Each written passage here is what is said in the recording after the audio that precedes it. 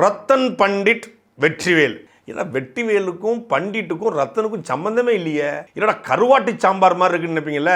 அக்னி அகிலாண்டம், கங்கு கந்தசாமி, நெருப்பு நீலமேகமால, நெருப்புக்கு நீலமேகத்துக்கு என்னடா சம்பந்தம்? சம்பந்தம் இல்லை, நான் சம்பந்தப்படுத்திக்கிட்டு மாப்பிள்ள. அது மாதிரி ரத்தன் பண்டிட்டு வெற்றிவேலோட கொண்டு போய் சொருகிருக்காப்புல இந்த ஜோதிட சிகாமணி.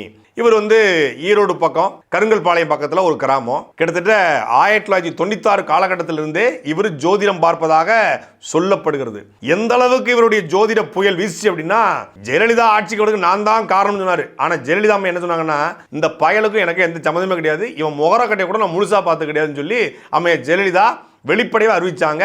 அதுக்கப்புறம் அம்மையார் சசிகலா கூட ரொம்ப நெருக்கமா இருந்து சில பல லட்சங்களை சம்பாதிச்சு அந்த லட்சங்களை குதிரை ரேஸ்ல விட்ட கோவேரி குதிரை தான் இந்த ரத்தன் பண்டிட் வெற்றிவேலு. குதிரை ரேஸ்ல பணத்தை பூரா விட்டாச்சு. இப்ப யார்கிட்ட போய் ஆட்டையை போடலாம்?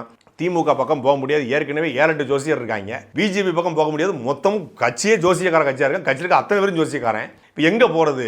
சரி, கொஞ்சம் வெல்த்தா யார் இருக்கா அவங்ககிட்ட போவோம் அப்படின்னு முடிவெடுத்து கழிவறையில் இருந்த பொழுது கணப்பொழுதுல யோசிச்சு விஜய் கட்சியில சேரலாம். இப்போதைக்கு தொக்கா மாற்றிருக்கிறது அவங்க தான். ஏன்னா அவங்க குளிக்கும் போதே மூளையை கழட்டி வச்சு தான் குளிப்பாங்க, அந்த அளவுக்கான ஒரு நபர்கள் அவர்கள் அப்படின்னு சொல்லி விஜய் கட்சியில புஷி ஆனந்த் மூலியமாக விஜய்க்கு நினைச்சிருக்காப்ல.